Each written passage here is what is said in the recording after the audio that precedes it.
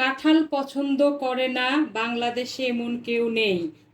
আমাদের জাতীয় ফল কাঁঠাল। আজ থাকছে কাঁঠালের বিচির অসাধারণ ভুনা গরুর মাংস দিয়ে।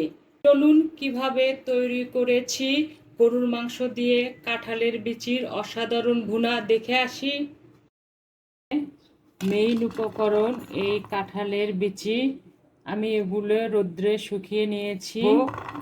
আর এই রান্নার জন্য অবশ্যই যে কাঁঠালটা পোক্ত বেশি সেই কাঁঠালের বিচি নিতে হবে, তাহলে এই রান্নাটা খেতে অনেক সুস্বাদু লাগবে। এখন এগুলো আমি চাকু বা বটির সাহায্যে এভাবে ছিলে নেব।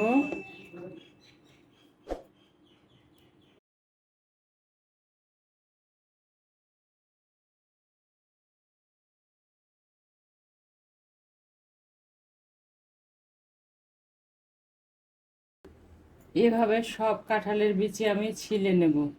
নেওয়ার পরে আমি ফিরে আসব। কাঁঠালের বিচিগুলো আমি এভাবে ছিলে নিয়েছি, নিয়ে একটু পানির ভিতরে ভিজিয়ে রেখেছি। দেখি আর একটু এগুলো ওঠানো যায় কিনা উপরে। না ওঠালেও সমস্যা নাই, একটু ভিজিয়ে থাকলে উপরের এই অংশ হলুদ অংশগুলো একটু নরম হবে। আমি একটু হাত দিয়ে কচলিয়ে দেখবো যে ওঠে কিনা। আমি একবারে রান্নার সময় ফিরে আসব। বিসমিল্লাহির রহমানির রহিম। আমাদের কড়াই গরম হয়ে গেছে। আজকে আমি সরিষার তেল ব্যবহার করব। এ রান্না সাদা তেল দিয়েও করা যায়। আমি সরিষার তেল দিয়ে দিলাম। পরিমাণ মতো তেল দিয়ে দিলাম। পরিমাণ মতো দিয়ে দিলাম। গরম মশলা দিলাম পরিমাণ মতো।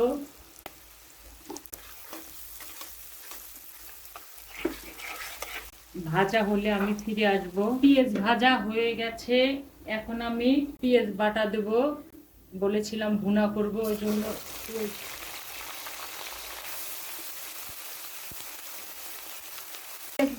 বাটা কিছুক্ষণ তেলের ভেতরে ভেজে নেব, যেন কাঁচা গন্ধটা না থাকে।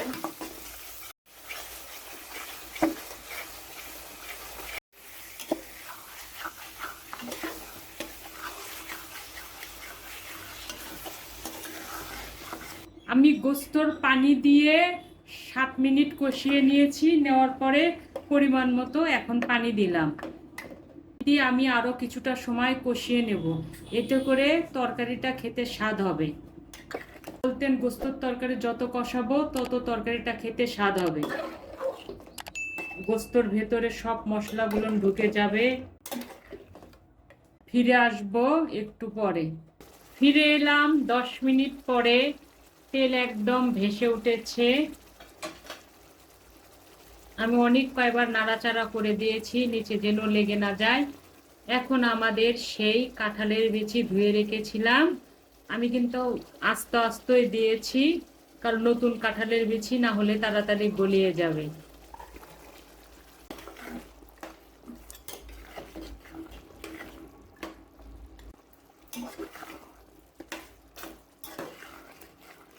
এখন আমি কাঁঠালের বিচি সহ গোস্তটা কিছুটা সময় কষিয়ে নেব।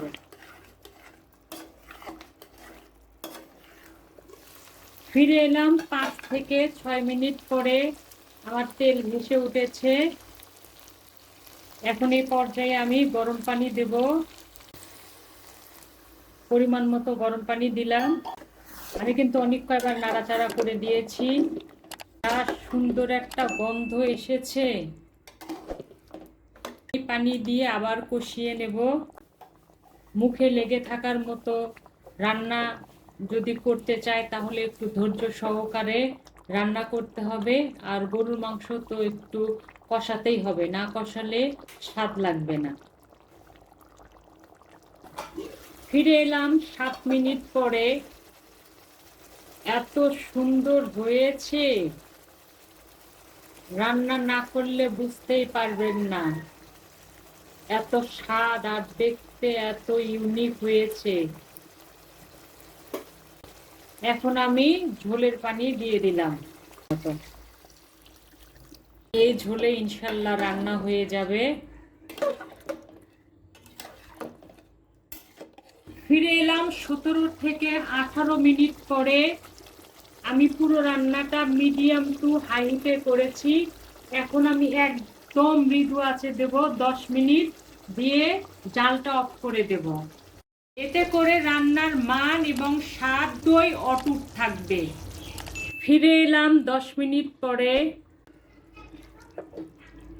এই পর্যায়ে আমি জালটা অফ করে দেব। ফিরে আসব 7-8 মিনিট পরে, আমি সার্ভ করব। ফিরে এলাম। হয়ে গেল অসাধারণ স্বাদের গরুর মাংস দিয়ে কাঁঠালের বিচি ভুনা। ছিজনের ফল বা সবজি কিন্তু ছিজনেই খেতে হয়। এতে করে ছিজনের যে রোগ থাকে তা থেকে আমরা মুক্তি পাই। আপনারা অবশ্যই বাসায় তৈরি করবেন। আশা করি ইনশাল্লাহ আপনাদের ভালো লাগবে। গরুর মাংস দিয়ে কাঁঠালের বিচির অসাধারণ এই রেসিপি যদি আপনাদের ভালো লেগে থাকে তাহলে প্লিজ লাইক, কমেন্ট, শেয়ার ও সাবস্ক্রাইব করে আমার সঙ্গে থাকবেন। ভালো খান, ভালো থাকুন। ইনশাল্লাহ আবার দেখা হবে। আল্লাহ হাফেজ।